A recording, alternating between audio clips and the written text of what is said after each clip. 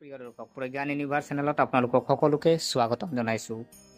গুৰু পূৰ্ণিমা আহি আছে 10 জুলাই 2025 তাৰিখ, গুৰুজনাৰ প্ৰতি জ্ঞান আৰু শ্ৰদ্ধাৰ পবিত্ৰ উৎসৱ।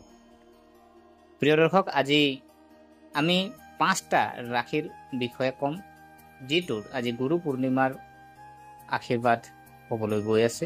আৰু সেই 5টা ৰাশি কোনকেইটা ৰাশি আমি গতিকে পলম নকৰি আহক আমি ভিডিঅ'ৰ মাজলৈ সোমাই যাওঁ। প্ৰিয় দৰ্শক, আজি আমি সেই 5টা ৰাশিৰ বিষয়ে ক'ম, যাৰ ওপৰত এই গুৰু পূৰ্ণিমাত গুৰু বৃহস্পতিৰ বিশেষ আশীৰ্বাদৰ বৰষুণ হ'ব। আপোনাৰ ৰাশিও এই 5টাৰ অন্তৰ্ভুক্ত নেকি? ভিডিঅ'টো শেষলৈ চাব। প্ৰিয় দৰ্শক, গুৰু পূৰ্ণিমা দিৱস আধ্যাত্মিকতা, শিক্ষা আৰু জীৱনৰ সঠিক পথ প্ৰদৰ্শনৰ বাবে অতি শুভ বুলি গণ্য কৰা। এই দিনটোত গুৰু বৃহস্পতিৰ অৱস্থান অতি প্ৰভাৱশালী, যাৰ বাবে কিছুমান ৰাশিৰ বিশেষ ফল পোৱা যায়। গতিকে জানো আহক এই 5টা ভাগ্যৱান ৰাশি কোনবোৰ। প্ৰিয় দৰ্শক, প্ৰথম ৰাশি যদি চোৱা হয় বৃষ ৰাশি। প্ৰথমে আমি বৃষ ৰাশিৰ যদি কথা কোৱা হয়, গুৰু আশীৰ্বাদে এই ৰাশিৰ জাতক জাতিকাসকলক কেৰিয়াৰ আৰু ধন দুয়োটা দিশতে উপকৃত কৰিব। চাকৰি বিচৰা যিসকল জাতক জাতিকা আছে তেখেতসকলে সুযোগ পাব আৰু ব্যৱসায়তো লাভৱান হ'ব পাৰে। স্বাস্থ্যৰ উন্নতি হ'ব আৰু পৰিয়ালত সুখৰ পৰিৱেশ সৃষ্টি হ'ব। আপুনি এই দিনটোত হালধীয়া কাপোৰ পিন্ধি গুৰু চলিচা আপুনি পাঠ কৰক। প্ৰিয় দৰ্শক, ইয়াৰ পিছৰ ৰাশি যদি চোৱা হয় কৰ্কট ৰাশি।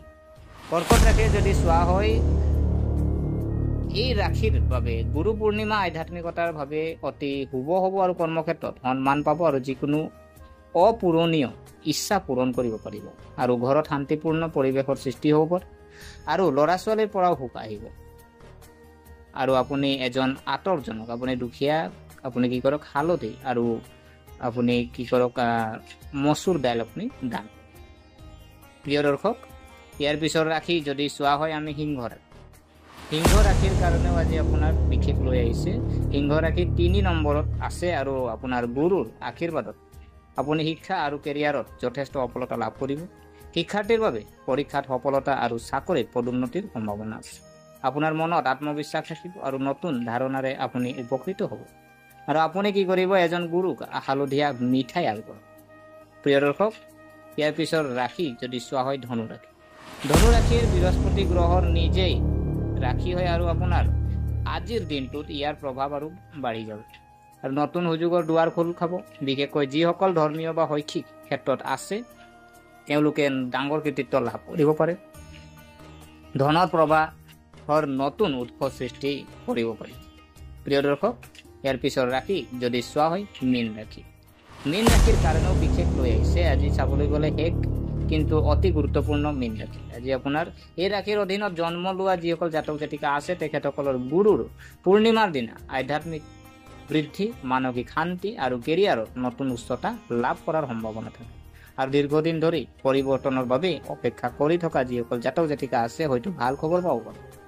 আপুনি কি কৰক, কল দান কৰি ওম গুৰুভে নমঃ জপ কৰক। প্ৰিয় দৰ্শক, গুৰু পূৰ্ণিমা কেৱল জ্যোতিষৰ দিন নহয়, আধ্যাত্মিক বৃদ্ধি আৰু কৃতজ্ঞতাৰ দিন।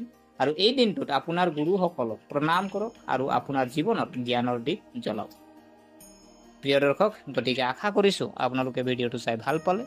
যদি এই ভিডিঅ' আপোনাক কিঞ্চিত মানুহ লাভান্বিত কৰিছে তেনেহ'লে লাইক কৰিব, কমেণ্ট কৰিব আৰু শ্বেয়াৰ কৰিব।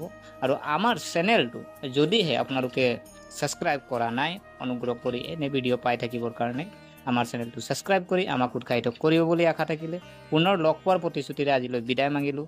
ধন্যবাদ।